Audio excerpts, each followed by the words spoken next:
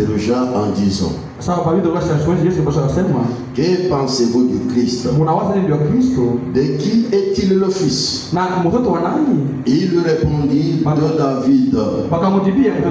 Et Jésus leur dit: comment donc David, animé par l'Esprit, l'appelle-t-il Seigneur lorsqu'il dit: le Seigneur a dit à mon Seigneur: assis-toi à ma droite jusqu'à ce que je fasse de tes ennemis ton marchepied. Si donc David l'appelle Seigneur, comment est-il son fils? Nul ne put lui répondre un mot. Et depuis ce jour, personne n'osa plus lui proposer des questions. Que le Seigneur ajoute bénédiction à la lecture de sa parole. Mettez-vous. Vous êtes assis, est-ce que je vous ai dit de vous mettre? La maison de Dieu, il y a l'ordre. Je vous ai dit que moi je prêche que ce que je vois. J'ai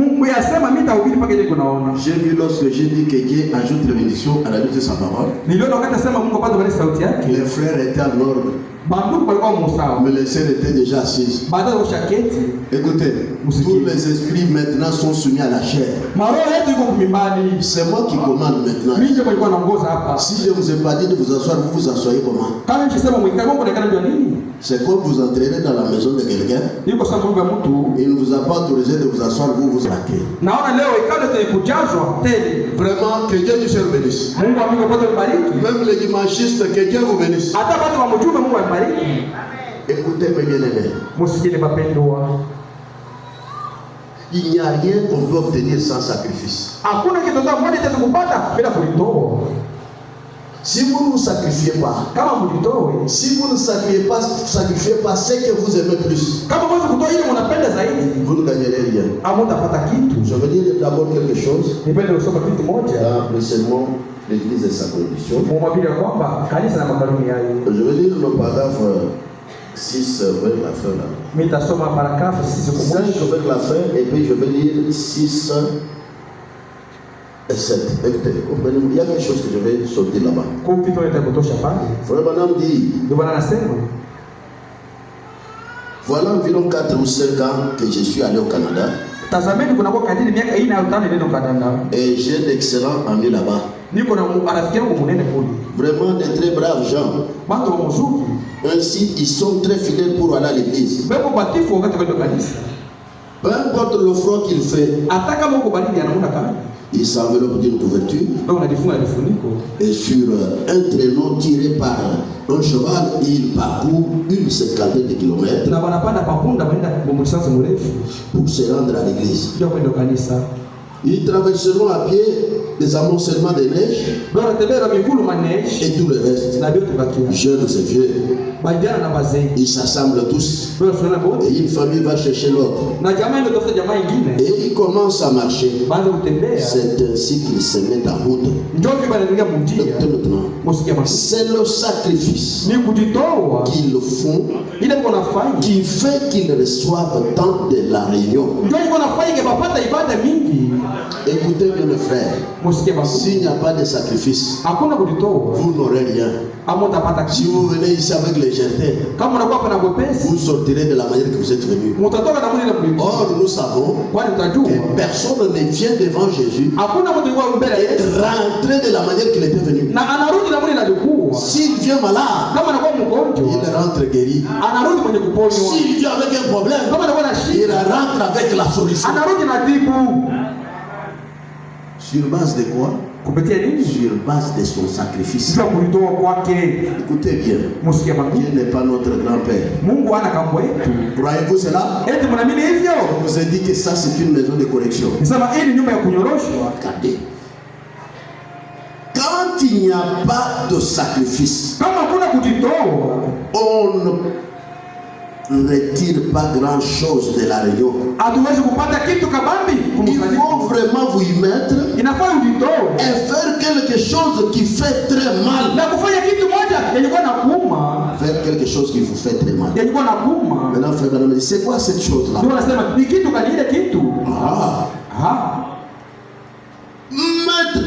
pouvoir mettre de côté certaines choses kutia kupembeni vitu vingine et arrêter votre travail. Na kuacha kazi yako. Moi je peux regretter un frère qui fait une profession libérale. Ndugu mwenye anafanya kazi ya upekee. Même une sœur qui va au marché. Hata mwenye anasha musoko. Dans le marché vous ne dormez pas, vous allez commencer à dormir. Lakini musoko mtaanza kulala. Vous êtes libre. Muko huru. C'est votre propre profession. Ni kazi ya upekee.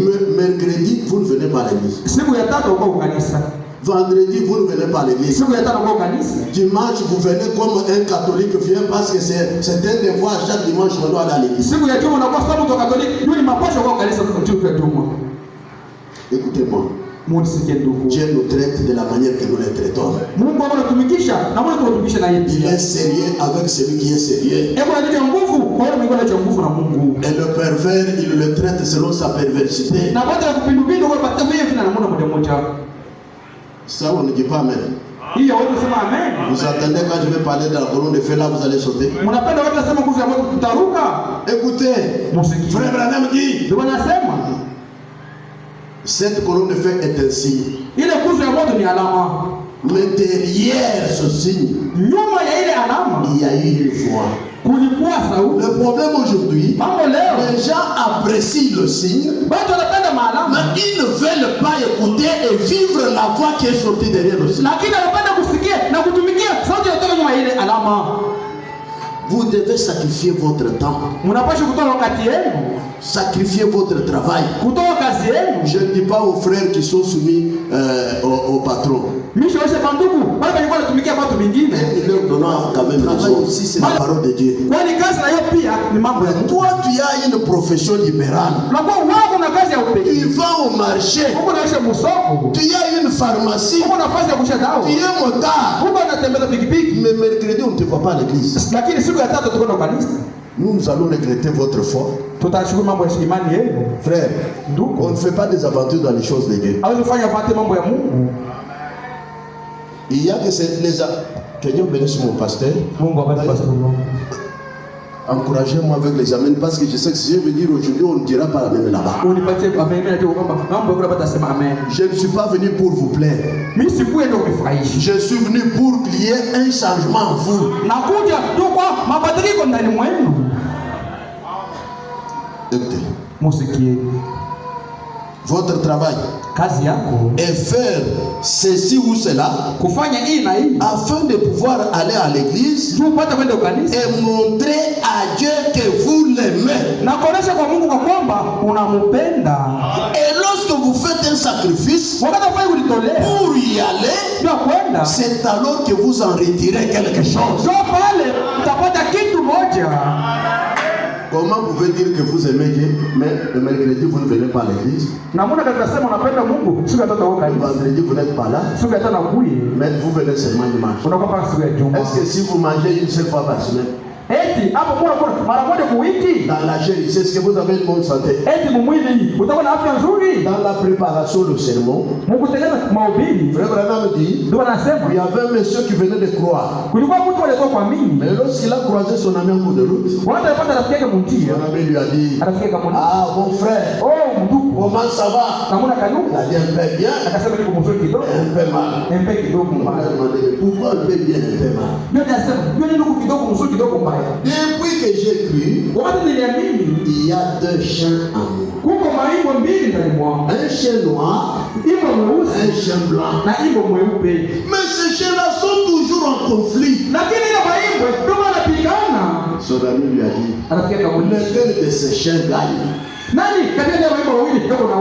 dit, c'est lui que j'ai nourri plus. J'aime Jésus. Vous allez chanter. J'ai remarqué quelque chose aujourd'hui. Ce que je dis ici, allons dans la maison de l'Éternel. Amen, amen. Amen. Il disait, un jour dans tes parvis vaut 1000 ans ailleurs. J'ai remarqué quelque chose. Si vous aimez le Seigneur, pensais qu'on était avec le pasteur là-bas. Mimi nilikuwa nasema kwa pastor pale. Effectivement, dans la chair, le pasteur était avec nous. Hakika ukimwili pastor alikuwa pamoja. Mais en esprit, le pasteur était à la Somalès. Pastor alikuwa Somalia. Et il n'a pas exprimé ça. Hata bila sikosema. Je le confirme. On a entendu la moto, le bruit de la moto dehors. Tunasikia makelele ya pikipiki. Parce que c'était à 6 heures, moi je ne sais pas avoir endormi. Ilikuwa 6 heures chokolata tena. Soudain, kwa ghafla, le pasteur s'est réveillé sur le lit. Pastor akaramuka pa kitanda. Il a sursauté. Anashuka.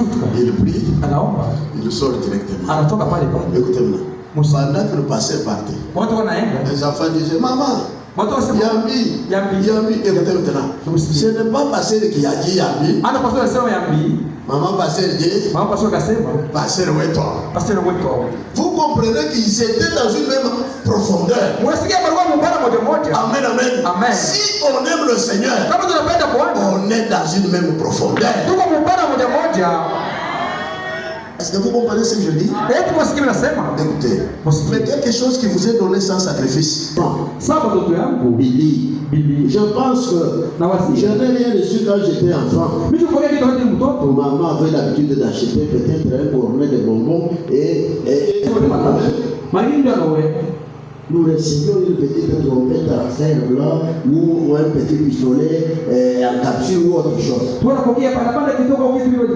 J'ai vu d'autres enfants avec des petits traîneaux, des bicyclettes, etc. De bons vêtements et des vestes chaudes. Et cela me chagrinait tellement. Je disais, si jamais j'ai des enfants, je ferai tout ce que je peux pour eux de nourriture. Pour acheter quelque chose à mes enfants. Et lorsque je vivais, quand Billy n'était qu'un petit garçon, je lui ai acheté tout. Jusqu'à sacrifier entre autres je lui ai acheté un petit tricycle et je lui procurais tout. Et Meda essayait jusqu'à sacrifier entre autres ses propres vêtements pour lui procurer quelque chose. Mais vous savez ce que nous avons fini par découvrir. Je lui ai procuré un petit tricycle, et un petit arc et des flèches, et tout le reste.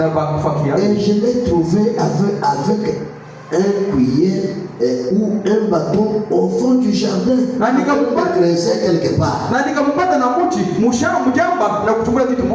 Vous voyez, j'ai dit, les prochains ne seront pas comme ça. Vous voyez, si vous mettez tout dans les mains des gens,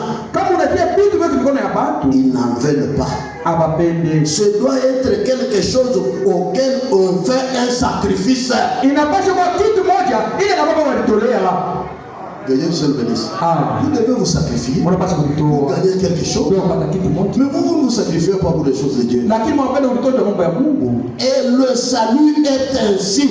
Je peux entendre un amen. C'est un sacrifice complet. C'est un sacrifice que vous devez faire chaque jour. Est-ce que vous comprenez? Le salut, c'est un sacrifice. Vous devez vous sacrifier, frère. Nous sommes en train de parler d'une question que Jésus a posée aux pharisiens. Les pharisiens qui étaient censés connaître les promesses. Amen, amen. Qui disaient cela chaque sabbat dans le synagogue. Au sujet de quoi? Au sujet de la venue du Messie. Mais lorsque le Messie est arrivé, ils ne l'ont pas reconnu. Que Dieu te bénisse. Pourquoi? Ils étaient aveuglés. Pourquoi? Dieu était voilé et avait leur manière de concevoir la venue du Messie. Qui était le Messie? Le Messie était Dieu lui-même. Le Christ, Elohim le fort, qui était dans l'éternité, mais qui a pris chair pour te sauver, pour me sauver. C'était l'attente d'Israël. ilikuwa uchungu ya Israeli. Et puis l'Égypte. Kwenda kwa Misri. Ils étaient dans la souffrance. Ils sont sortis jusqu'en Canaan. Dieu leur donnait la promesse. Prenez courage. La vengeance viendra. Il viendra lui-même et vous sauvera. Il n'avait pas dit qu'un ange viendra. Il ne l'a même pas caché la manière qu'il devait venir. Il leur a dit même qu'une vierge concevra, enfantera un fils. Alléluia. On lui donnera le nom d'Emmanuel. C'est traduit Dieu parmi son âme. Et ils avaient vu une vierge concevoir. Qu'est-ce qu'ils ont dit? Notre Dieu ne peut pas venir de la sorte. Parce qu'avec confiance, si Dieu devait venir, il devait venir par les Lévites. Or, quand Dieu devait venir, ça allait être le changement de dispensation. Le sacrifice, la sacrificature lévitique était sur la loi. Or, la loi n'amenait pas quelque chose à la perfection. Alléluia. Mais là, quand il devait venir, comme c'était la grâce, il venait selon l'ordre de Melchisédek. C'est pourquoi il n'est pas venu dans le tribu dont David avait parlé du sacerdoce. Moïse avait parlé du sacerdoce. Mais il est venu chez les Judas. Alors il y avait la confusion. Pour Dieu de venir, Dieu ne venait pas selon leurs pensées. Mais Dieu devait venir selon sa pensée à lui. Parce que nos voix ne sont pas les voix de Dieu. Que Dieu tout seul bénisse. Ils n'ont pas reconnu cela. Ils pouvaient regarder le jour du sabbat. Ils pouvaient croiser leur grâce en cours de route. Je vais vous dire une chose. Lorsque Jésus était né, avant qu'il soit baptisé, c'était le temple. Mais Christ était dans le temple de Salomon. Parce qu'il y a une différence entre Jésus et Christ. Amen, amen. Mais, comme Dieu te dit de sa parole, pour que Christ entre dans son temple, parce que selon Malachie 3, il avait te dit, voici, j'envoie mon messager devant ta face. C'était qui? Jean-Baptiste. Il préparera ton chemin devant toi.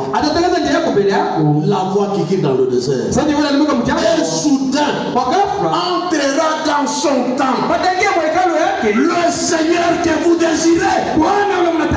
Alléluia. Le messager de l'alliance que vous attendez. Oui. Dans la première venue, Jésus était le messager. Non un simple messager. Dieu messager. C'est pourquoi dans ses jours terrestres, il se disait toujours fils de l'homme. Fils de l'homme. Quand il était sur la terre, dans le corps de chair, il n'était pas fils de Dieu. Il n'a jamais dit cela. C'est pourquoi il a posé la question. Dans Matthieu 16, qui dit-on que je suis moi le fils de l'homme? Alléluia. C'est pourquoi il a dit, que dites-vous lorsque vous verrez le fils de l'homme monter là où il était venu? Fils de l'homme, c'est quoi? C'est qui? Dieu prophète. La parole incarnée dans la chair. La parole rédempteur.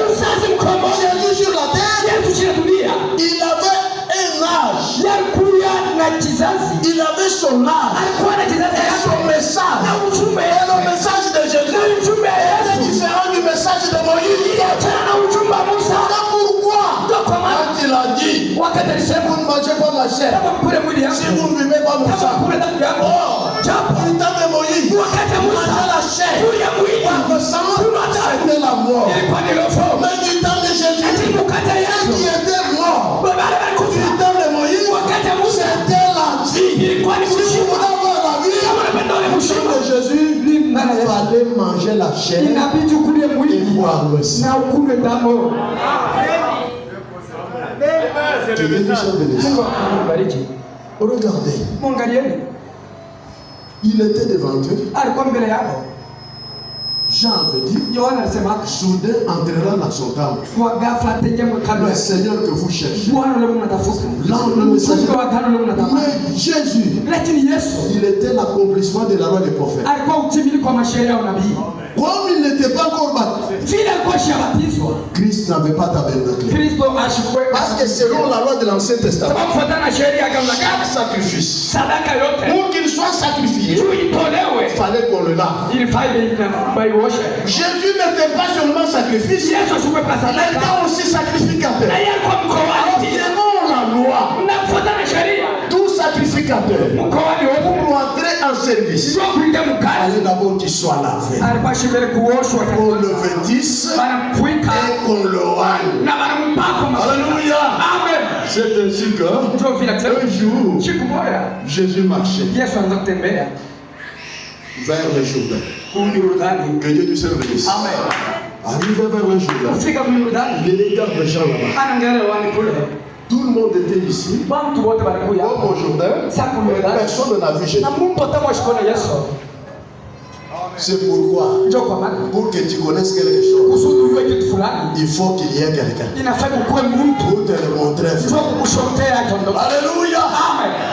Jean lui regarde, Yohana anaangalia comme Jean était prophète pia yeye alikuwa nabii et Jésus parole, na Yesu neno. la parole vient au prophète. Neno lako kwa Il nabii. dit voici la gueule de Dieu. Anasema tazama Qui kondoo. ôte le péché du monde. Ule unaondoa dhambi ya ulimwengu. Oh, cet homme ici, Huyu mtu il était avant moi. alikuja mbele yangu. Comment? Namna gani? Le je suis. Ule miko Même hier, aujourd'hui, pour toujours. moja leo Le jana. créateur de Jean-Baptiste. Bacho Le créateur de William. Le créateur de nous tous. bacho shibo hapa. Alléluia.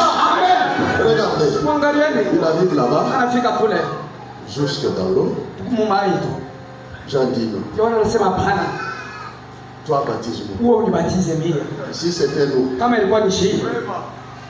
comme je suis arrivé ici, Sasa vile mnafika oh, hapo. son église a compris. Kanisa yake Et moi, je suis plus. Akisema mimi Pas mshindia. plus. Mimi mshishindia kitu. Je n'ai pas mené l'onction, j'ai trouvé derrière. Mishilete upako upako mekuma mibali. Jésus dit Jean, Yesu anasema Yohana, laisse faire. acha tu uliache. Ah, il est convenable Sababu ndivyo vizuri. que nous accomplissions toute justice. Tutimize uwaji. Alléluia. Amen. Et Jean prend Jésus. Na Yohana anabeba Yesu. Il le baptise. Parce que c'est celui qui avait le signe. Sababu yeye ndio alikuwa na alama. Écoutez, vendredi, Mushikie je vous ai dit que Mimi nimekuja kusema lorsque les Juifs wakati sont bayuko allés poser la question à Jean-Baptiste, banaenda kuuliza et Dieu le Messie, eti kumasikia es-tu le prophète? eti kunabii Et tu sais, eti kuiki na il chile a dit non. anasema On hapana. lui a posé la question. Banamuuliza Mais toi, tu n'es pas ni Messie, lakini wewe una tu masia n'es ni Élie, au Elia ni Jérémie. au Yeremia. Mais pourquoi baptises-tu? Sasa njua nini unabatiza? Jean leur dit, Yohana anamwambia je baptise mimi nabatiza pour qu'il soit manifesté à Israël. kusudi yeye aonekane kwa À Israeli. d'autres termes, Ukisema kwingine si je ne le baptise pas, kama mimi simbatiza la gloire n'entrera pas en lui. utukufu haitaingia ndani yake. Christ ne quittera pas le temple de Salomon. Kristo isatoka mwa hekalu ya Solomoni. Or, le temple de Salomon, Japo hekalu ya Solomoni c'était le temple provisoire. ilikuwa ni hekalu tu ya muda mfupi. Il entrait et entrait. Anaweza kuingia na kutoka, Mais il cherchait un temple, lakini anaweza kutafuta hekalu, un tabernacle humain hekalu mtu pour opérer l'œuvre de la rédemption. juu atimize kazi ya Et ce ukombozi. tabernacle Na humain, ile hekalu c'était le corps Jésus. ilikuwa ni mwili Mais Yesu. pour qu'il entre là-bas, Kusudi aingie mule il a fallu d'abord ilipasha kwanza amen qu'il soit lavé. aoshwe. Mais toi, Lakini wewe tu es venu ici, unakuya tu ne veux pas être baptisé. au pende bakubatize. Oh, Jésus a dit à Jean, Japo Yesu anambia Yohana laisse faire, acha tulie, car il est convenable sababu ni mzuri que nous accomplissions tutimize toute justice. uwaji yote. Écoutez maintenant, Hapo mshike sasa, lorsque Jean prend Jésus wakati Yohana anambia Yesu dans la rivière là, mumutoni mule, c'est à ce moment-là que là, ndio mule wakati dans le temple de Salomon, mwekalo Solomoni, Christ se prépare maintenant. Kristo alikutayarisha Il sasa, veut sortir anapenda atoke pour entrer maintenant tuingie dans sasa son temple définitif. mwekalo yake. Alléluia! Amen. Et lorsque Jean le met à David, il le relève. Jean dit, parce que lorsqu'il était dans le désert, on lui avait dit, c'est un prophète qui a des signes.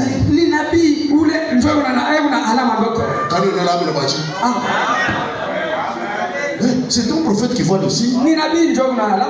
Il dit, lorsque tu vas dire, l'esprit descend comme une colombe. Notre Dieu n'est pas une colombe. Alléluia. Amen. Mais il prend des formes. Job vit dans un tourbillon. Alléluia. Aujourd'hui, nous l'avons vu dans la lumière.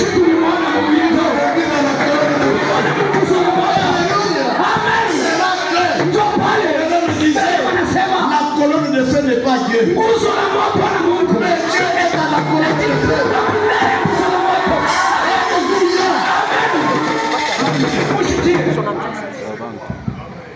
Je me sens très bien. C'est lui qui m'a envoyé baptiser. C'est lui sur qui tu verras. Oh là là là là. L'esprit descend comme une colombe. C'est celui-là qui baptise de l'esprit et du feu. Écoutez maintenant. En ce moment-là, la gloire avait quitté le temple de Salomon. Salomon était resté vide. Si on allait y adorer, c'était Ikabod.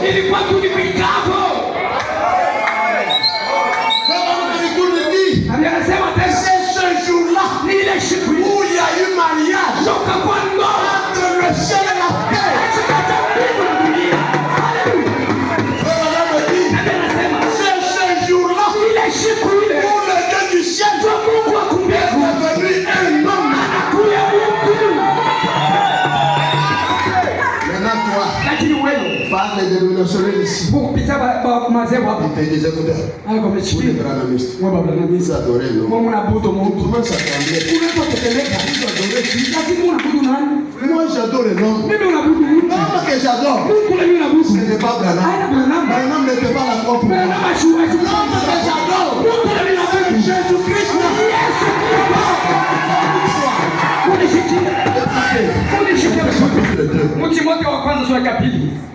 À partir du verset 5, la Bible dit il y a un seul médiateur entre Dieu et les hommes. Est-ce qu'on a dit Jésus esprit?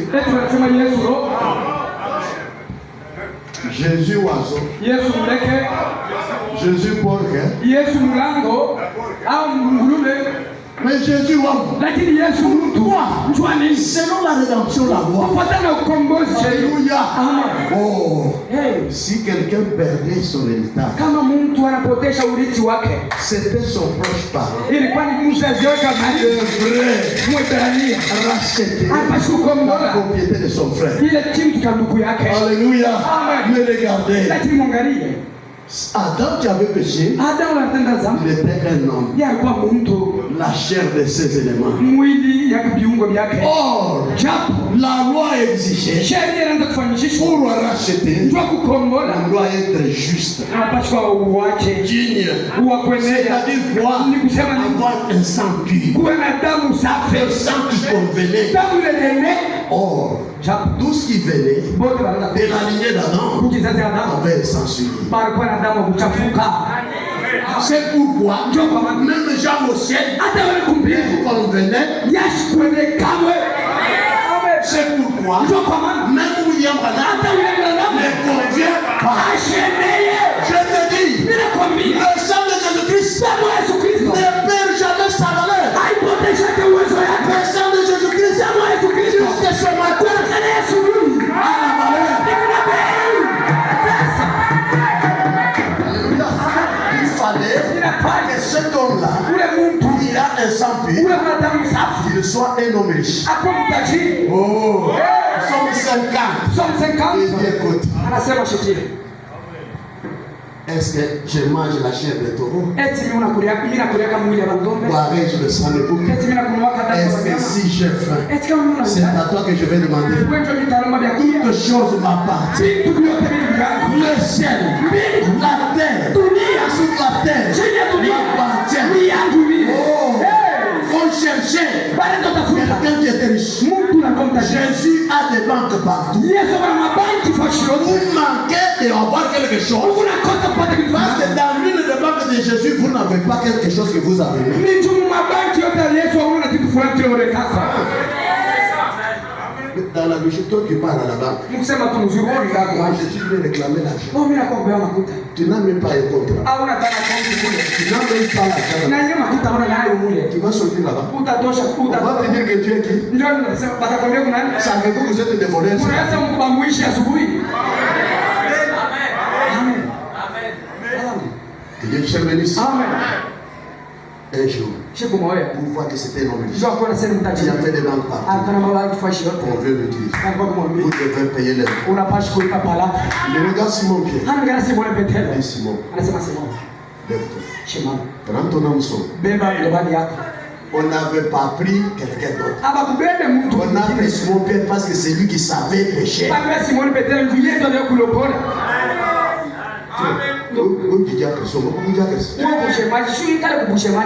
La plupart des gens qui ont fait un ministère,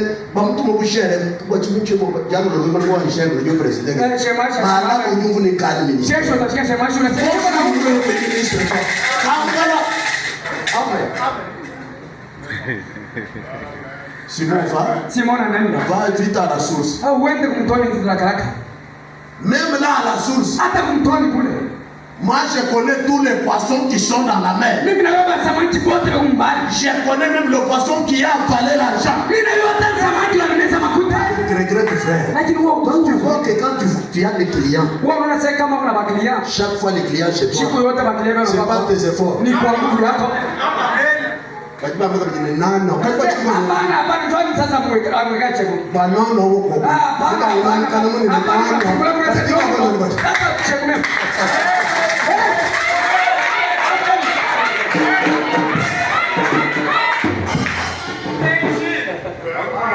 Moi, je connais un poisson qui a avalé l'argent, qui nous suffit.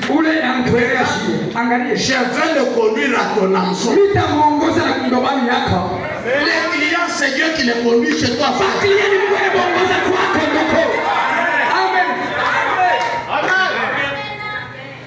Frère, si tu progresses dans les biens matériels et tu ne payes pas la dîme, où tu es féticheur. Parce que il y a des gens ici à l'église, vous faisiez de différentes manières. Même les rosicruciens sont ici. Ils viennent se couvrir pour qu'on sache que les gens croyants. Un fils de Dieu normal, si tu ne payes pas la dîme, les affaires vont t'embrouiller.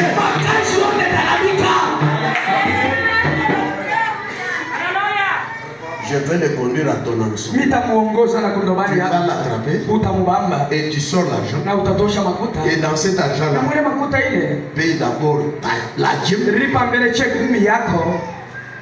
Jésus a payé la dîme. Quand on est là maintenant, parce que je ne veux pas mener la brochure, je vais l'amener mercredi. Deuxième chose de sa richesse. Il est devant la tombe de Lazare. Marthe arrive d'abord. Seigneur, si tu étais ici, mon frère ne serait pas mort. Marthe, crois-moi. Je suis la résurrection et la vie. Est-ce que tu es vivant des frères Branham? Montrez-moi dans tous les sermons des frères Branham. Une citation, frère Branham a dit qu'il est la résurrection et la vie. Mais pourquoi vous comparez frère Branham à Jésus? Frère Branham, c'est une créature. C'est un messager. Jésus est le créateur. Amen. Et de récupérer aussi. C'est pourquoi la terre ne l'a pas gardé. Je vais vous dire, ce matin, si vous allez en Amérique, vous creusez la tombe de William Branham, il y a des os. Si vous allez à la Mecque, vous creusez la tombe de Mahomet, il y a les os. Si vous allez chercher la tombe de Ben Laden, il y a les os. Celle de Mobutu Sese Seko, il y a les os. Mais un jour, un certain matin, les femmes sont allées à la tombe.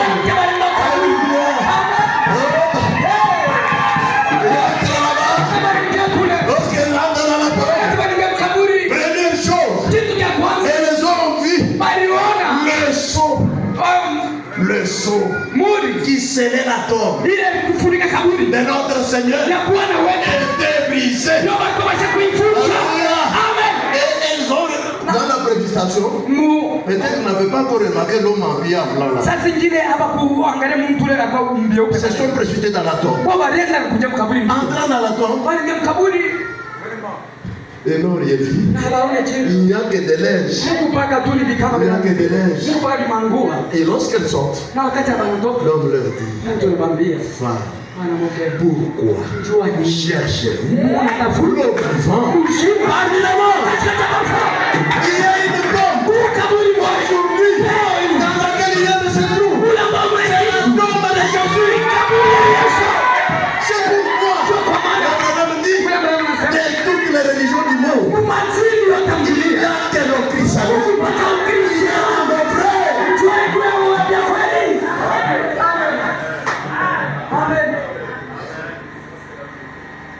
Écoutez, les Juifs étaient aveuglés. Pourquoi? Toi et l'homme, tu t'es fait Dieu. Or, pour le salut de l'homme et la famille de son frère participe.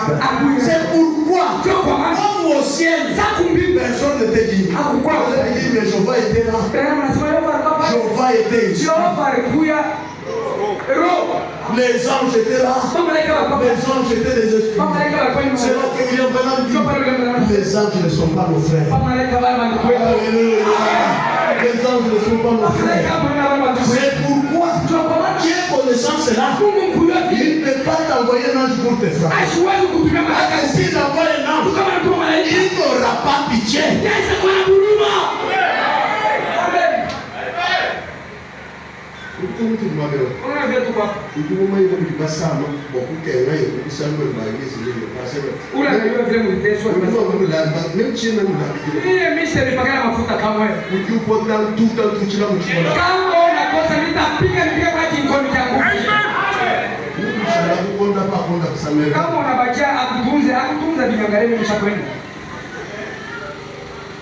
Que Dieu du ciel bénisse.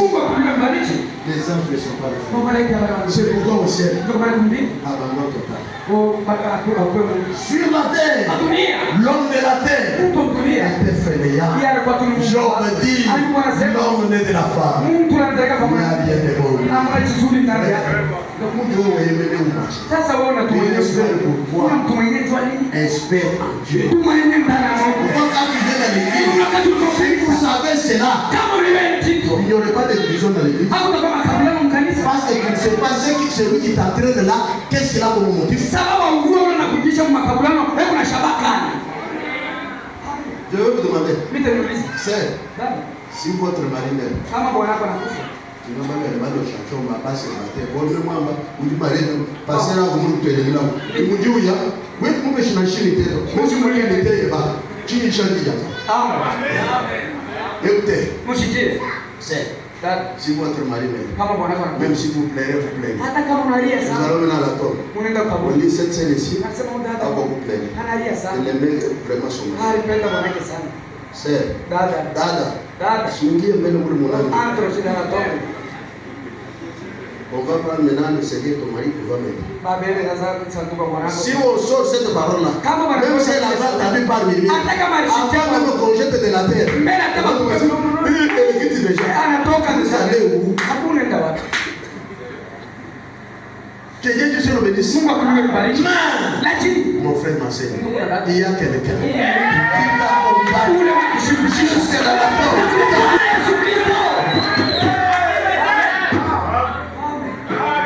C'est là que les gens pleurent. Oh, il est le gars. Il entend une fois. Ne pleure pas. Nous allons poser la question. Les gens qui étaient Jean. Jean représentait les hommes de la loi. Jean était prophète. Ce n'est pas vrai. Mais si un prophète peut sauver, pourquoi Jean a pleuré? Là, vous allez nous dire, frère Branham a sa part. C'est un prophète. C'est un messager. Il est le chef de cette génération. Mais au-dessus des frères Branham, il y a le Seigneur Jésus-Christ.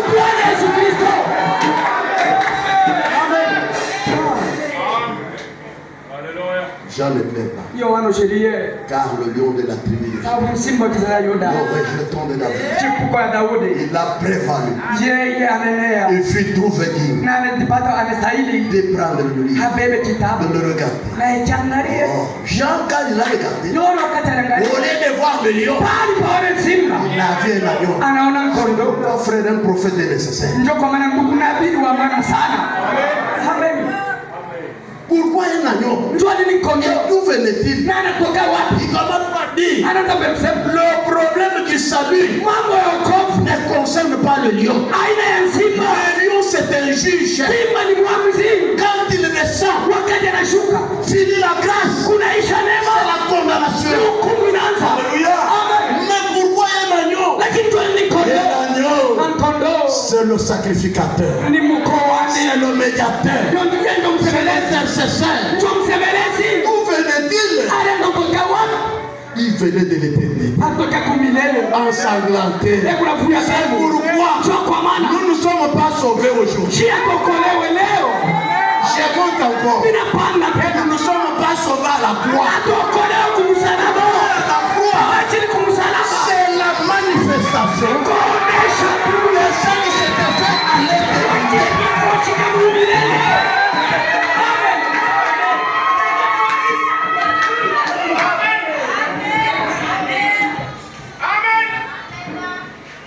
Mais pourquoi Israël fut aveuglé?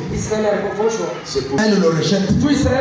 Si Israël ne l'aurait pas rejeté, nous ne serons pas ce que nous sommes aujourd'hui. Frère, toi tu pouvais aller en Israël. On te voit que tu es quelqu'un. Regardez, cette femme-là sera phénicienne. Jésus a dit ouvertement devant ses disciples, il n'est pas bon de prendre la nourriture des fils de l'homme. Est-ce que Jésus avait injurié?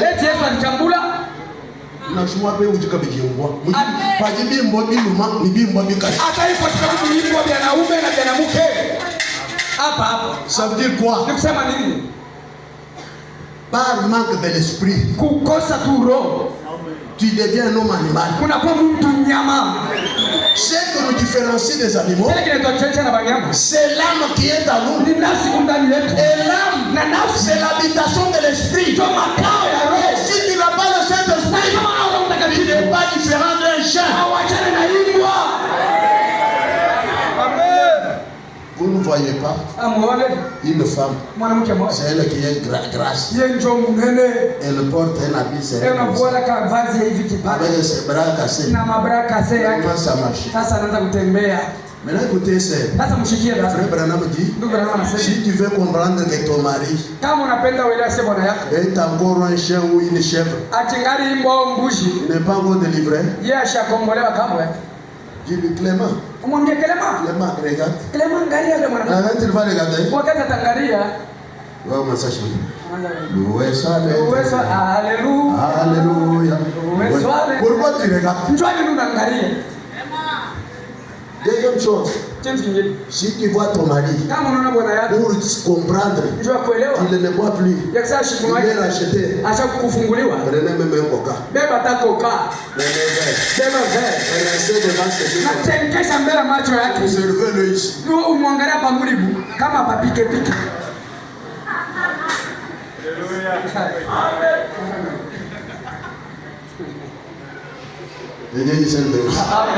Vous aimez la parole? Israël fut aveuglé pour notre bien. Israeli alipofushwa kwa vizuri bien. Parce que dans son aveuglement, Sababu kupofushwa kwake il a rejeté le Messie. alikatala Et Masihi. il a cloué à la croix. Na alipopola msalaba. Pendant qu'on allait avec le Messie à la croix, Wakati wanaona Masihi msalaba, nous étions à l'intérieur. sisi tulikuwa ndani ya Masihi. Alléluia. Amen. Il nous fallait Ilibidi qu'on pèse ses comptes watu wale mbavu yake. et que l'eau et le sang sortent. Maana damu litoke. Et cela, Na ile yo l'a ouvert les 7 âges de l'église. fungua vizazi saba vya C'est kanisa. là que l'église des nations a vu jour. Pale kanisa ya mataifa yanaanzia. L'aveuglement d'Israël, Kupofushwa kwa Israeli c'était pour notre bien. ilikuwa ndio vizuri. Parce que si Israël ne serait pas aveuglé, Kama nous Israeli ne serons pas ce que nous sommes. atukupashwa Et si toi qui es aveuglé aujourd'hui, na kama leo unapofushwa c'est pourquoi ni njoo ya banani baba. l'aveuglement des gens des nations, Kupofushwa kwa bantu wa mataifa c'est pour leur condamnation. ndio hukumu yao. C'est pourquoi Jésus pouvait dire, Ndio kama Yesu aliweza si kusema vous ne croyez pas ce que je suis, kama muamini kile mikwiko vous mourrez dans vos péchés. unakufa mwanzambi. Amen, amen. Amen. C'est là où je vous ai dit, la révélation c'est une très bonne chose. Ufunuo ni kitu Une kizuri, chose capitale. kitu cha bei. Parce que quand Dieu se dévoile, Wakati Mungu alijifunua vous le connaissez, unamjua, vous savez l'adorer parfaitement. utamwabudu vile nafanya. Amen. Et regardez, Mwangalie je parlais, lorsque Jean a baptisé Jésus, wakati la wana gloire a quitté le temple de Salomon. utukufu ilitoka La mwekala gloire est tabernaclée en Jésus. utukufu ilikala ndani ya Yesu. Toute la plénitude est en lui. Mbele yote ilikuwa ndani yake. Mshikie Chaque sabbat, sabato yote on pouvait se croiser avec la grâce en cours de route. bado kupatana na neema mbalabala. Leur Dieu est là. Mungu wako Mais aller dans le temple de Salomon, atipo bado où ndio il n'y mwekala avait plus la gloire. mule mkwete na utukufu. Est-ce que vous comprenez, frère? C'est pourquoi l'aveuglement c'est une mauvaise Ndio chose. maana kupofoshwa ni kitu kibaya Il sana. faut même souhaiter l'aveuglement physique Inafanya kupofoshwa kama macho au lieu de l'aveuglement spirituel. bali kwa kupofoshwa mkiroho. Est-ce que quand vous êtes aveuglé aujourd'hui, Eti wakati Dieu unapofoshwa n'a pas parlé? Mungu asiseme? Est-ce que vous ne croyez pas avec moi Zacharie 14? Eti muamini Zakaria 14. Mais Zacharie 14 c'est qui? Lakini ni nani? Ce n'est pas frère Branham. Nani ndo Branham? Il faut savoir faire la différence entre les deux personnes ici. Inafaa kuwekwa kanisa katikati ya watu wawili. Zacharie 14, Zakaria 14 c'est la colonne de feu. ni nguzo la moto. L'ange de l'alliance. Malaika wa agano. Le soleil de la justice. Jua ya uwaji. Alléluia. Amen. Mais quand il était descendu, Lakini wakati alishuka c'était pour accomplir les promesses. ilikuwa ndio atimize baraka. Alléluia. Amen. Il fallait Malachie 4. Ilibidi Malachi. Je vous enverrai Élie le prophète. Mimi nitumia Elia nabii. Élie le prophète, ce n'est pas frère. Elia nabii ana ndugu Branham. Amen. Élie le prophète, Elia nabii. c'est cette colonne de feu. Nguzo la moto. Seigneur Jésus-Christ. Bwana Yesu Kristo. Amen. Mshikie. Il y a une différence Kukuachanisha entre Élie le prophète katikati ya Elia nabii et le prophète Élie. na nabii Elia. Amen. Si vous lisez dans la Bible, Kama unasoma on Biblia vous dira wataniambia Élie le Tisbi, Elia wa Kutisbi un des habitants de Galate. mmoja wa wale waliketi Mgalati. Mais regardez maintenant, Lakini mwangalie Élie le Tisbi, Elia wa Kutisbi quand il parle avec Élisée, wakati anabadilisha on traverse le Jourdain, wanatamka on Yordani arrive au-delà, wanafika ng'ambo sur le lieu de son enlèvement. kule ufashi natanyanyuliwa. Il dit à Élisée, Anaambia Elisha, demande maintenant ce que tu as. naomba kile unapenda sasa Et cela te sera accordé. na nitakuachia yake. Élie dit, Elia anasema j'aime mimi napenda qu'il y ait une double portion de kwa robe. vipande mara mbili vya roho. Écoutez la réponse. Mshike jibu ya Elia. Tu as demandé une chose difficile. Unalomba kitu cha ngumu sana. Pourquoi? Jua nini? C'est pas mon esprit, Haina roho yangu. c'est l'esprit de Dieu. Mungu. Regarde, Angalia. toi si tu vas voir ça, Wewe kama unaona. observe-moi, Nichunguze. sans se détourner de la gauche et à Bila kuangalia kushoto au kuume. droite. Aujourd'hui, Leo hii les prédicateurs ont failli. mahubiri washakushindwa. Hein? Ah non, vous qui Shie uwe nani? dit ma belle madame, parce qu'on bouge le bouton et mon bouche. Mimi nakwambia kama unataka kunitosha au kunitosha. Tu as demandé une chose difficile. Wewe unalomba kitu cha nguvu. Parce que l'esprit, c'est pas mon esprit. Roho ina roho yangu. Mais lorsque tu me verras Wakati utaniona en train de monter, niko na banda. cela te sera possible. Ile unalomba C'est utakuwa. la même chose Kitu kimoja kimoja. que Dieu dit à Josué. Ile Mungu anaambia Yoshua. Josué, fils de nous, Yoshua mtoto wa Musa. serviteur de Moïse. Mtumishi wa Musa. Moïse, mon serviteur est Musa mort. mtumishi wa Mungu anakufa. Dieu t'ensuite te garde. Uishi mama kwa miguu yako. En marchant fidèlement. Mkutembea na uaminifu. Selon la loi de Moïse, mon serviteur. Kufuatana na sheria ya Musa mtumishi C'est wako. alors que tu réussis. Sio pale utaweza. Si Josué Kama Yoshua avait des rappels, aliponyoka il kidogo n'allait pas réussir. asipate kuweza. Vrai ou faux?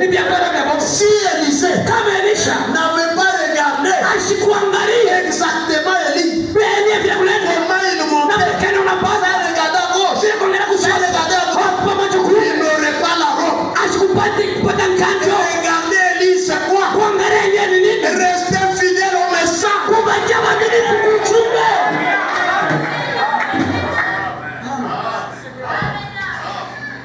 Et lorsque la robe est descendue, Élie n'avait pas la même taille qu'Élisée. Est-ce qu'Élisée pouvait dire comme Élie est géant? Gros, je prends cette robe, je vais aller chez le tailleur pour qu'on puisse falsifier. Non. Écoutez, Élisée devait faire un effort pour s'adapter à la robe. La robe d'Élie ne devrait pas s'adapter à Élisée. Écoutez mes frères, c'est nous qui devons nous adapter à la parole de Dieu. Ce n'est pas que la parole de Dieu s'adapte à nous. Personne n'est au-dessus de Dieu tel que vous êtes ici. Même si vous êtes gouverneur ici, obéissez au commandement de la chair. Je vais poser la question. Si le président est dans cette salle, l'honorable Étienne Félix Antoine, s'il vient ici, il est malade. Voilà, il s'approche ici. Parce qu'il est assez à Kolwezi, il va s'agenouiller et commencer à prier sur lui. Il va faire quoi? Mais vous, pourquoi vous ne voulez pas vous humilier pour ici?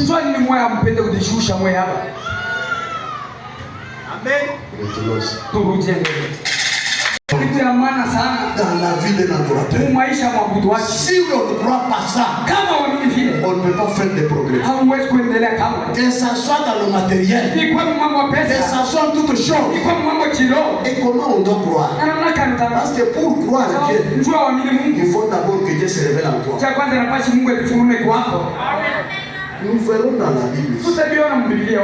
Vendredi, je parlais de Moïse. Avant que Dieu confie la parole à Moïse, avant que Dieu lui donne la mission, il s'est d'abord révélé à lui. C'est ça que Romain dit ici. Comment invoqueront-ils celui dont ils n'ont pas entendu parler?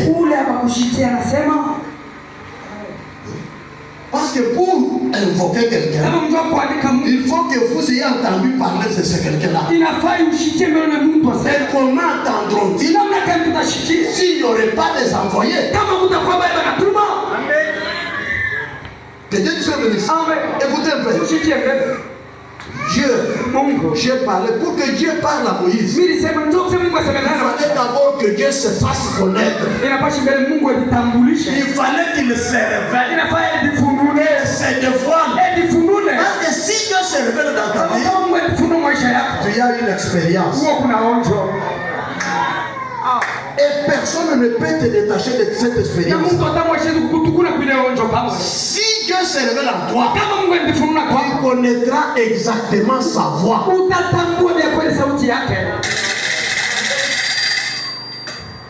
Il appelle Moïse dans un bosquet.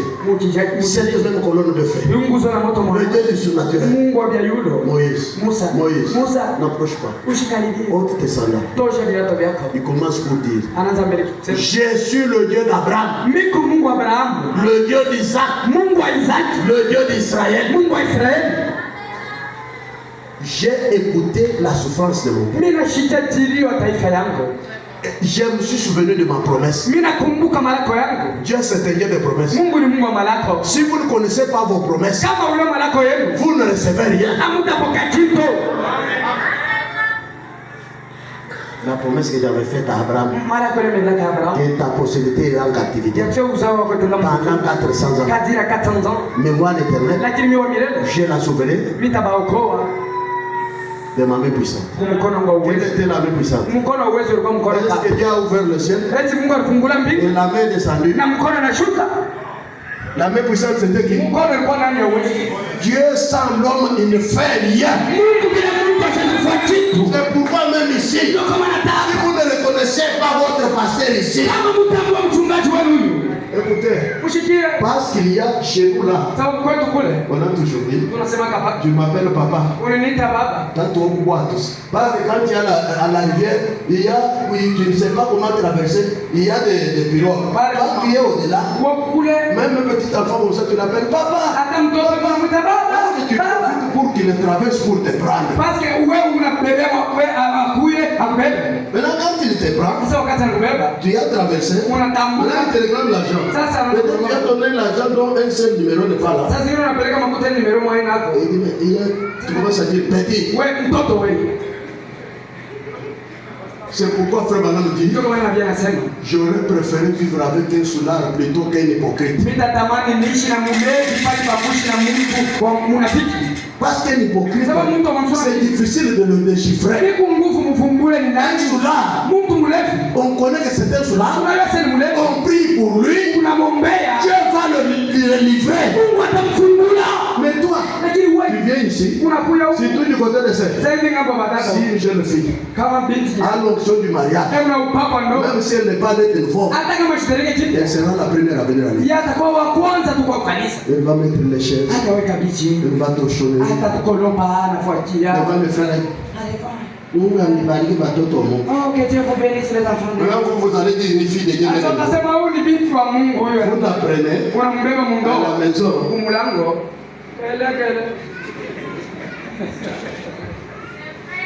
Que Dieu nous soit béni ça.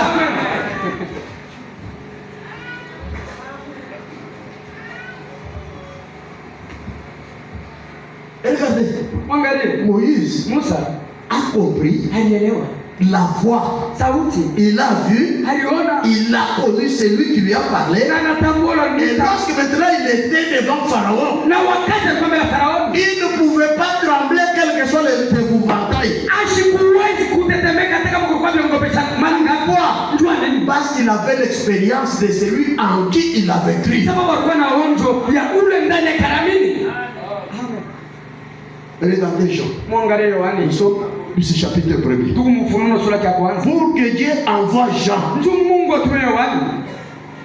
Si vous lisez là-bas, il dit, moi Jean, je fus ravi au jour du Seigneur. Et j'ai entendu une voix qui me disait, au verset 8, il commence par lui dire, moi qui te parle, je suis l'alpha et l'oméga. C'est-à-dire, c'est lui qui tient la clé de David. Quand il ouvre, personne ne ferme. Quand il ferme, personne ne ouvre. Oh, il est le commencement, il est la fin. Toute chose subsiste en lui.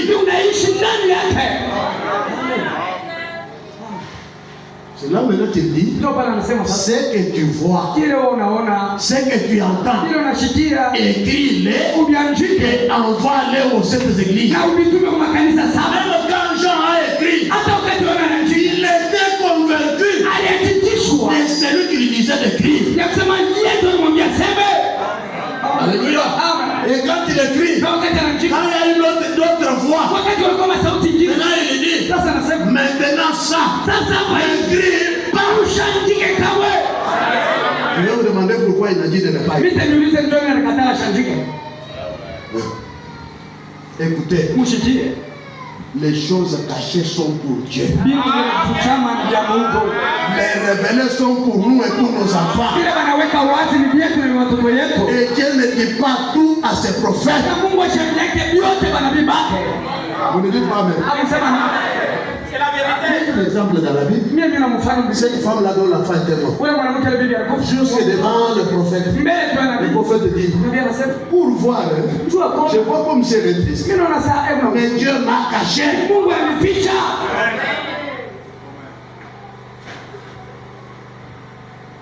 Vous donnez-moi la raison pour qu'il a dit ça d'écrit. Vous ne connaissez pas? Moi je vais vous dire.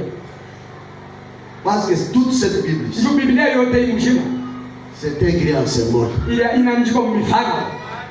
Maintenant, un prophète quand il vient, il voit un symbole, pour lui ça veut dire quelque chose. Il doit révéler. Maintenant il n'y a pas un symbole. Il doit révéler comment? Écoutez, parce que les pasteurs, les prédicateurs sont très malins. Un prophète peut aller au-delà de ce qui n'est pas écrit. Mais c'est quoi? C'est pas par rapport au plan de la rédemption. Parce que le plan de la rédemption, c'est cette Bible de la Genèse à l'Apocalypse. Et à cette Bible, on ne peut ni ajouter ni retrancher. Mais ce qui n'est pas écrit, c'est pas rapport à la vie de quelqu'un. C'est là que frère Branham dit, quand un prophète vient, il vient avec deux choses. Il vient. Oh là là là là là, deux choses. Il vient avec le ainsi dit le Seigneur. Alléluia. Et il vient avec la doctrine. Amen. La doctrine, c'est cette Bible, le prophète des prophètes. Mais quand il vient maintenant avec le Seigneur, c'est l'esprit des prophéties dans un prophète. Alléluia. Là, ça ce n'est pas dans la Bible. Il peut se mettre là. Il dit, toi mon fils, tu habites Californie. Ton nom c'est tel. Tu es sur cette avenue. Regarde. Depuis ton enfance, tu souffrais telle maladie. Parce qu'on avait pris ça. Toi tu dis merci. Est-ce que ça se trouve dans la Bible? Pour bien adorer, alléluia, il faut d'abord que Dieu se révèle à toi. C'est pourquoi frère Branham, si vous lisez dans la parole parlée de la semence originale, première partie, paragraphe 119, frère Branham dit, ma mission pour laquelle Dieu m'a envoyé, je vais le dire maintenant. Moi, Branham, je ne suis pas Christ, mais je suis le précurseur de la parole qui doit venir. Et la parole c'est Christ. Et en Christ il y a tout, même le millénium. Quand vous avez le Saint-Esprit, vous vivez le millénium en esprit. Parce que quelqu'un qui a le Saint-Esprit, il a la paix dans son cœur. Il n'a pas la soif de boire. Il ne peut pas commettre l'adultère. Il n'a pas la corruption. Il se repose.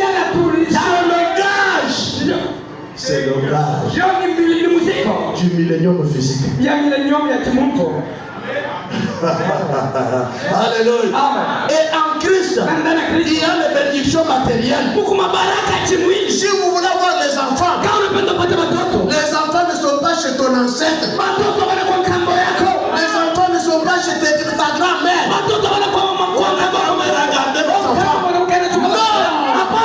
Les enfants sont en Christ. La richesse n'est pas dans ta famille. Il y a des familles qui dans leur origine sont pauvres. Si c'est membre de la famille, en Jésus, honore sa parole, et le rend riche.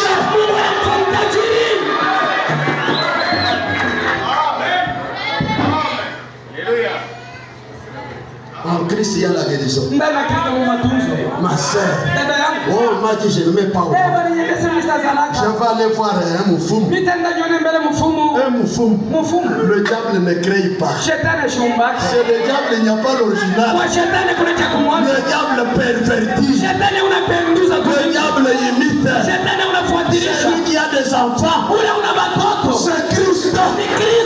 Parce que le seul donateur de la vie, c'est le Seigneur Jésus-Christ. Toi qui es là-bas. Je pense que je m'en vais un peu. J'ai ça pour se mettre tout mon temps. Attendez, je m'en vais maintenant pour atterrir. Toi qui es là-bas, tu n'as pas encore été baptisé. Moi, je ne suis pas venu ici pour faire la campagne. Ce que je prêche, c'est la parole. Écoutez, frère Branham dit, Dieu a fait qu'il prenne un homme de la terre et le place au même niveau que lui. En quoi? Le libre arbitre. Là où vous êtes libre de recevoir votre salut. Et vous êtes libre de recevoir votre perdition. Vous recevrez votre salut si vous croyez le Seigneur Jésus-Christ et vous l'acceptez et vous vous faites baptiser.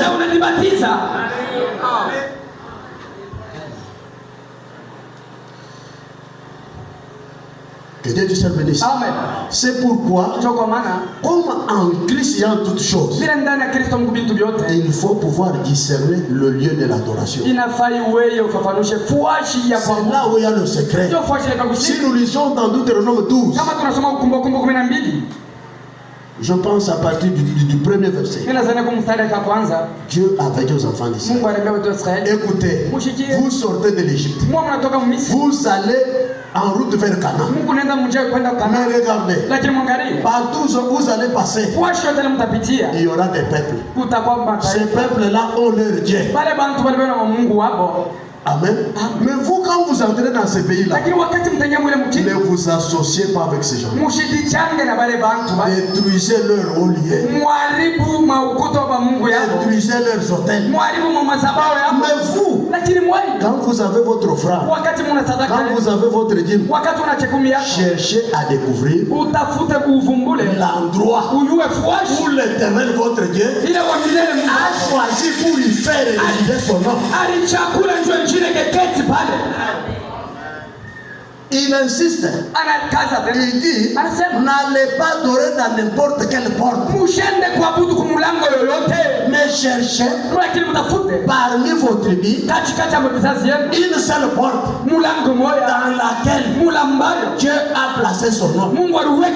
C'est là que vous allez adorer. Là, je vais agréer. Amen. Que Dieu te bénisse. Est-ce que vous comprenez? C'est pourquoi nous croyons qu'aujourd'hui, l'adoration c'est en Malachie 4. Amen. Parce que Malachie 4 c'est le pas Branham, c'est Jésus-Christ révélé aujourd'hui.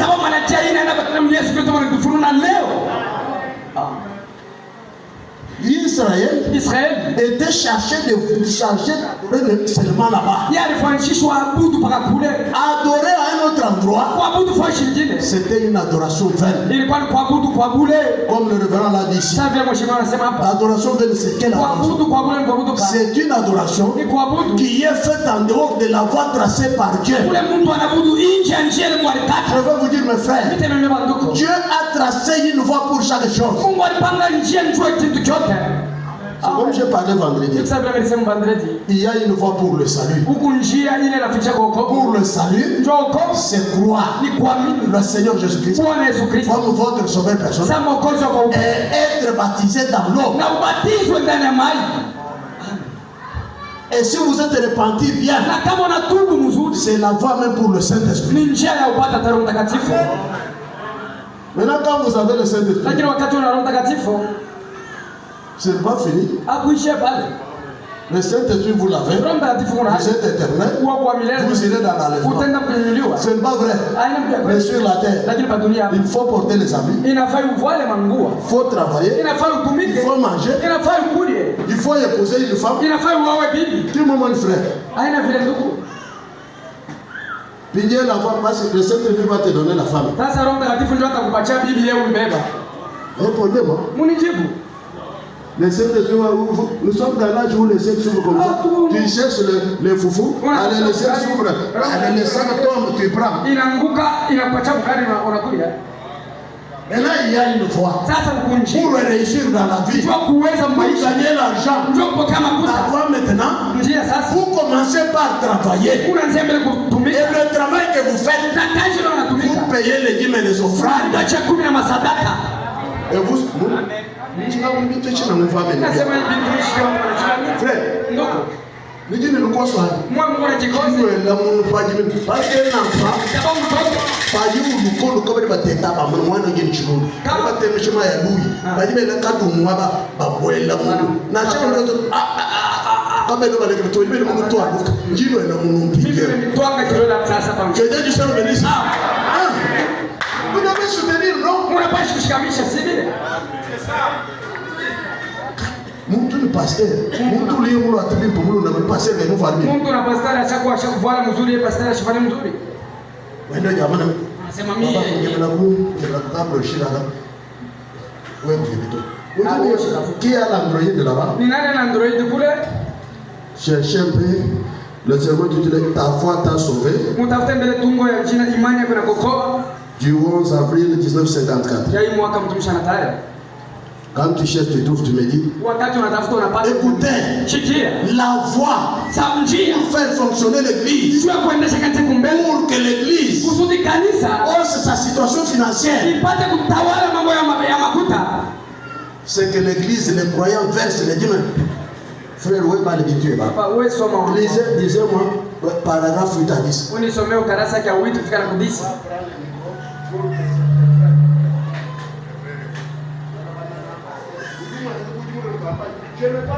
Utasema pastor unaonekana saa kampanya mnjum mbarikiwe.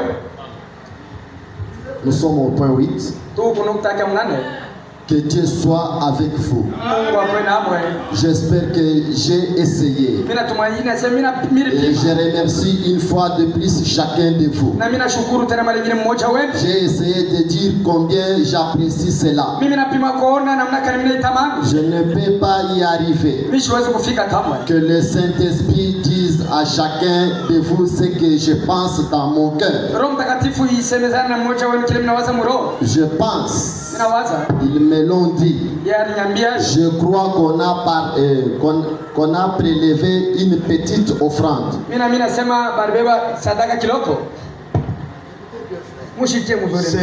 Maintenant, est-ce que c'est que Frère Banam dit ici, votre pasteur peut dire, je commence à vous remercier. Comment c'est, frère?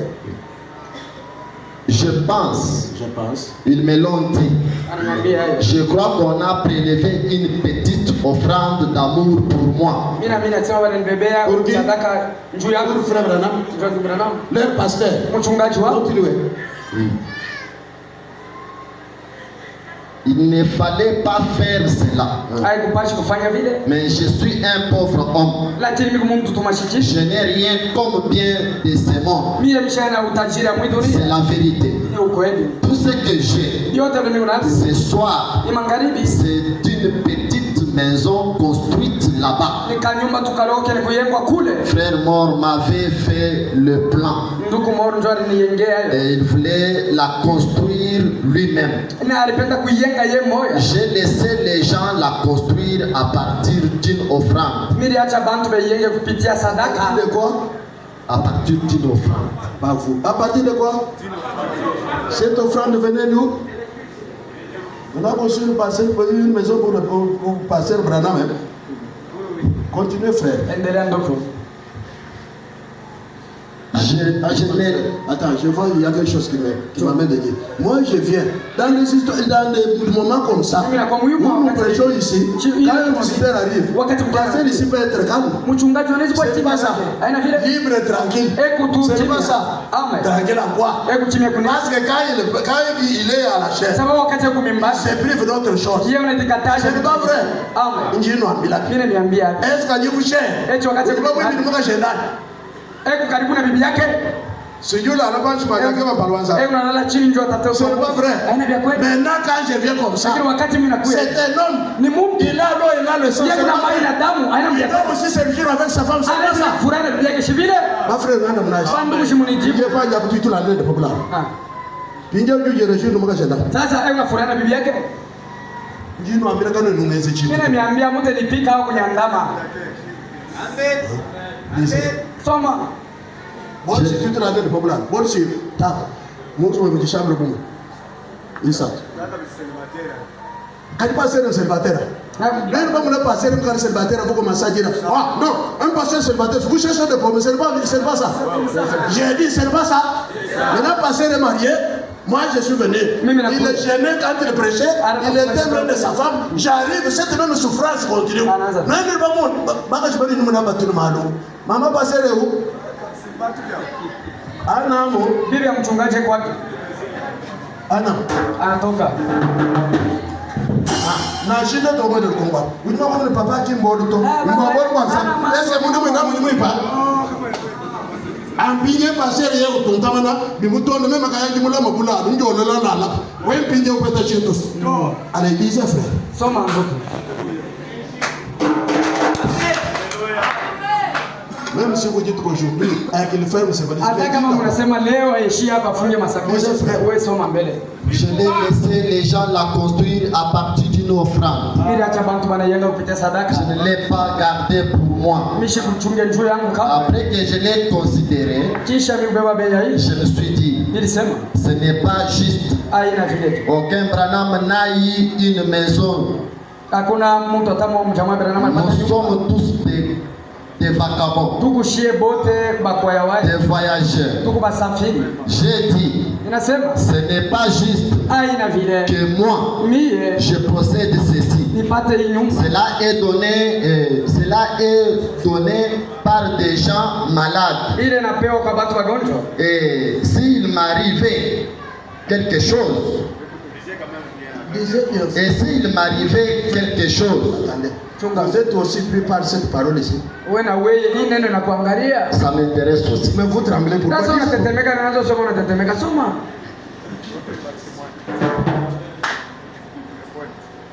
Et s'il m'avait quelque chose, je la remettrai à l'église ici pour qu'elle soit utilisée comme une presbytère.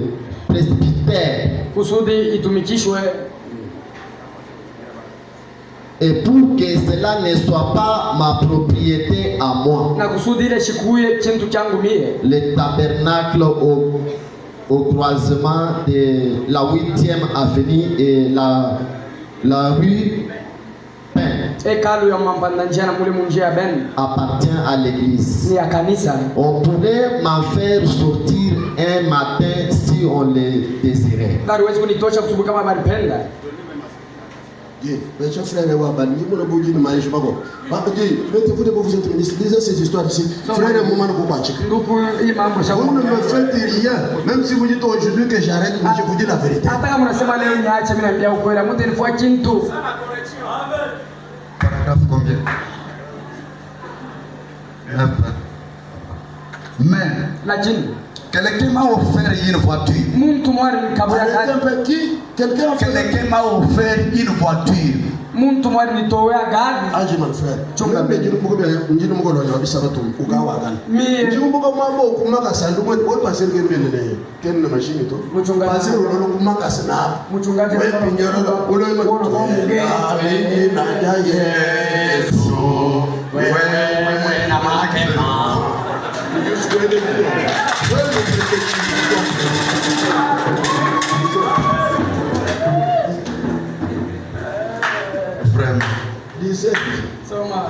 C'est frère mort qui a initié la chose. Frère mort, était administrateur de nous avons qui? Nous avons l'administrateur ici. Frère Simon, tu connais là où je dors? Frère Simon, est-ce que les conditions que vous avez soumis votre passé, c'est un bout mais nous sommes comme ça pour voir tout ensemble. Condition de notre passé. Disait, disait passé quand elle parlait sur tout le temps. Tu dis que je la première. Des gens ont prélevé des offrandes par ici. J'ai une voiture que je change chaque année.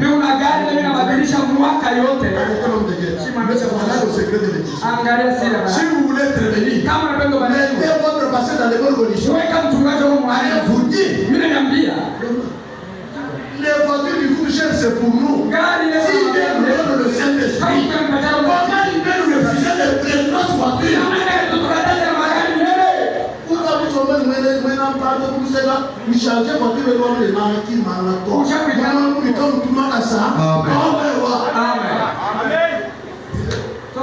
Et un vieux camion. Voilà ce que j'ai comme possession. Il se peut qu'il y ait quelque chose. Non. Non, ça venait toujours par les croyants. Il se peut qu'il y ait quelque chose, centaines de dollars en banque. Il faut après 100 dollars par jour pour faire fonctionner mes affaires. Vous pourriez vous imaginer. Nous avons un compte débiteur la moitié autant. Si vous n'y croyez pas, écrivez simplement à la société. La reçoit comme offrande d'amour à la fin de la réunion. Quand nous avons couvert toutes les dépenses, cela règle la question. À la fin de la réunion, vous prélevez une offrande d'amour. Si c'est suffisant, je rentre chez moi et demande à mon secrétaire combien il faut pour les besoins du bureau. Combien nous sommes endettés. Nous comblons, nous réglons tout ce que nous pouvons. S'il reste un petit quelque chose pour m'amener moi et mon fils à la prochaine réunion, je place cela dans les champs missionnaires à l'échange. Un jour, il me faudra rendre compte pour chaque sou qui m'aura été donné. Et si je place cela dans l'œuvre de Dieu, je voudrais être un bon intendant de ses affaires. C'est ce que j'essaie d'être. Dieu sait que c'est la vérité, c'est juste. C'est paragraphe 9. Descendez, frère. Je suis allé à un petit dîner l'autre jour. Mon fils m'a fait porter une veste blanche. Je ne me sentais pas dans mon assiette avec cette veste. Je ne pouvais même pas parler à ce dîner. J'ai dit,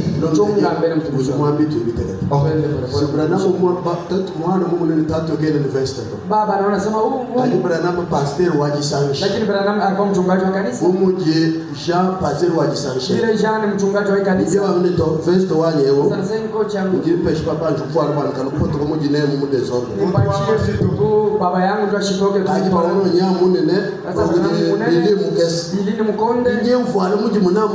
alikuwa naona tu saa ni muchi tu mkochi mimi nasema Billy ça ne parlait pas juste. Ili alimtoshe mzuri. Il a dit anasema porte la papa. Uivoile tu baba. C'est ma veste, porte la. Ni kochi yangu uivoile. Eh bien, mzuri. Je n'ai pas voulu les blesser. Nisikupende kumuumiza. Frère, sœur, ndugu dada. Je dis ceci avec humilité et ce n'est pas appris que j'ai. Mimi naisema ina unyenyekevu, haina kusema mimi nasema na kiburi kama. Je dis ceci avec humilité et ce n'est pas pour m'attirer ou essayer de gagner la sympathie. Mishipende kamwe kupima kunyona sana mimi na kwa mimi na nambari wao wa buluku.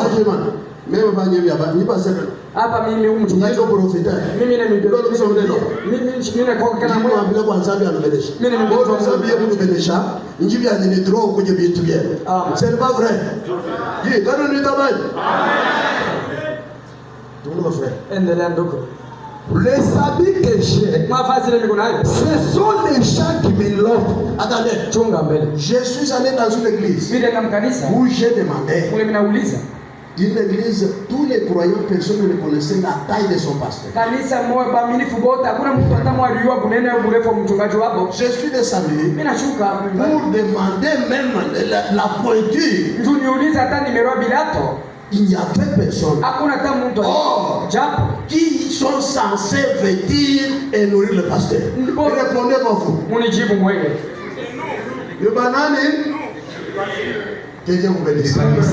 Dieu ne compte pas le temps de l'ignorance. Si c'était l'ignorance, que Dieu vous pardonne. Continuez, frère. Mais ça dit que ce sont les gens qui me les offrent. La veste que je porte, frère Nour était avec moi. Je l'ai reçu en Suède, cela fait 4 ans. La paire de souliers, c'est ma femme qui me l'a acheté. J'ai autre complet là-bas qui m'a été offert en Floride. Un autre, je l'ai reçu en Finlande. Que Dieu nous bénisse. Vous voyez que qui veut-il le pasteur? C'est l'église. Qui nourrit le pasteur? C'est l'église. Si le pasteur reste assis, si le pasteur, sa conscience est tranquille, même s'il n'a pas prié, Dieu du ciel bénit l'église. Que Dieu du ciel vous bénisse. Vous me laissez. Je me dis, moi, je vais passer mon prix chez les doigts, les deux passer dans la je vais parler, vous ne me faites rien. Même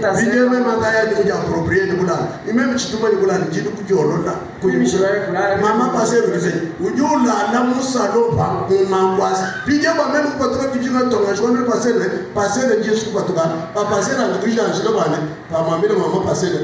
Alors, vous voulez la maman, de Pato, Mohanara. Des gens venus dans la tête, tout bien pas. Nous avons le Amen.